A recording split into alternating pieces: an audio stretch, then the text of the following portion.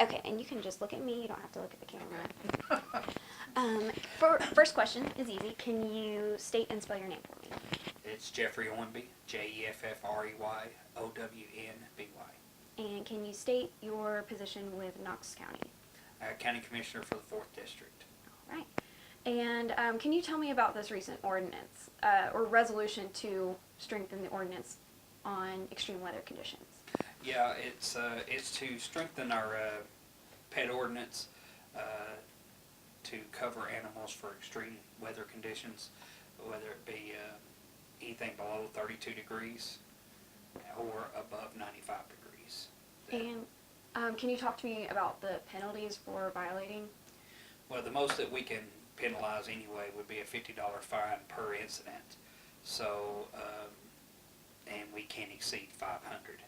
So, you know, we can, every incident could be a $50 fine for, but that has always been there. We're just more defining the definition of extreme weather and the dog houses that they have to be 2 inches off the ground, fresh water twice a day, fresh food, those kind of things, and the weather conditions that have a way to get in and out of the elements, whether it be a controlled doghouse, air-controlled doghouse, or access to a garage or some kind of structure that has 4 sides.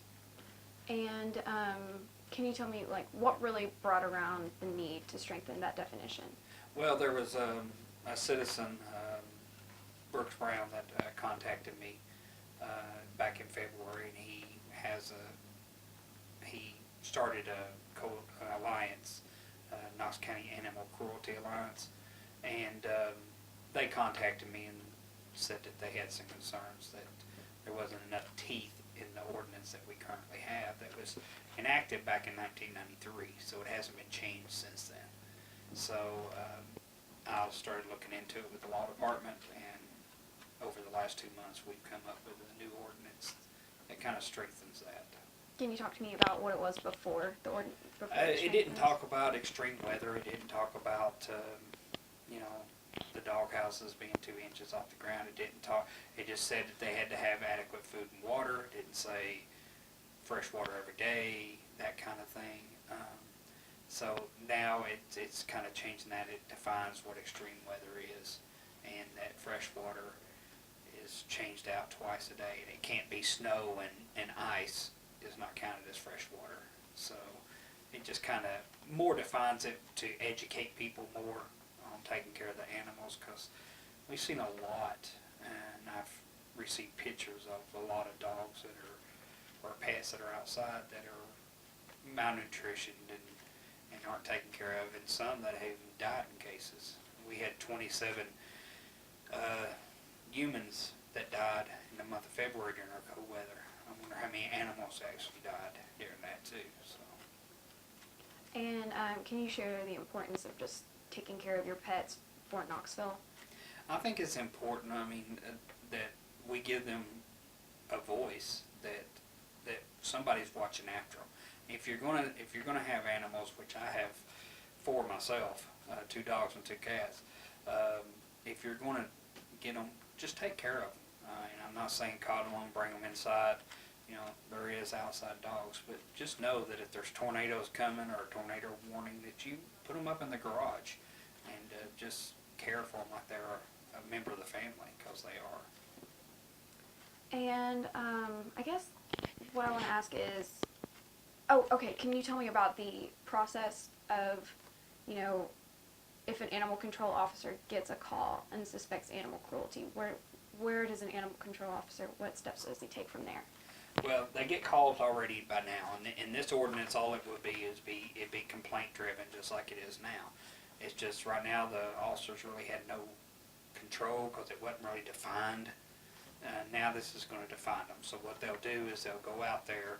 Usually it'll be a warning the first time and says, hey, you need to do this, this, and this for your animal. If they get called back out there and that stuff has not been taken care of, then there will be a citation, which they will have to appear in court.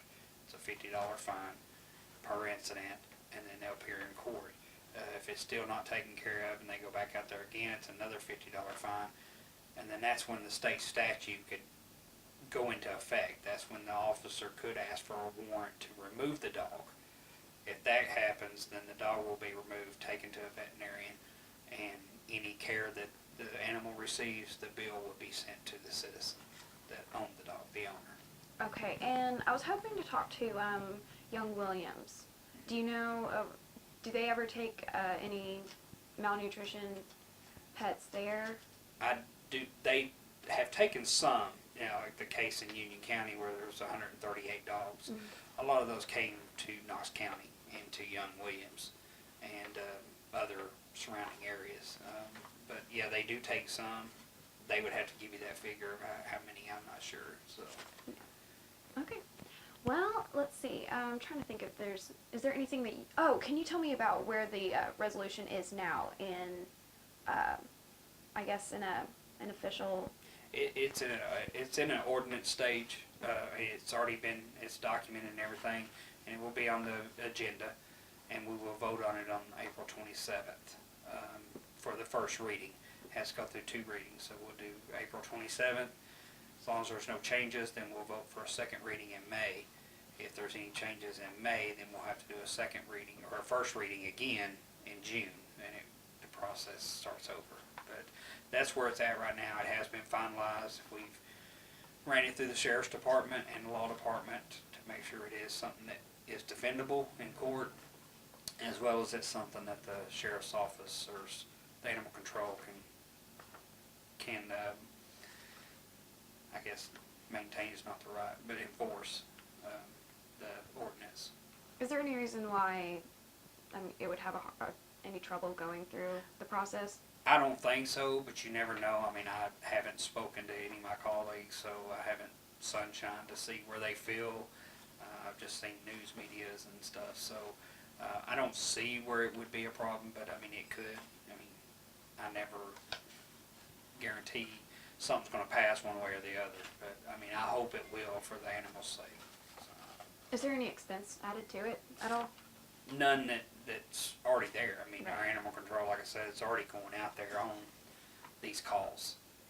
It's just right now they have no way of there's nothing in the law that allows them to enforce anything. So at least this gives a little bit more teeth to it, but education is more. I mean, 93% of the people are doing it right. It's those 7% that we've got to, educate a little bit more, or, take their animals away from them. So. Well, that's what we're trying to do here, Okay. so that's good. All right. Thank you so much. Thank you. I appreciate it.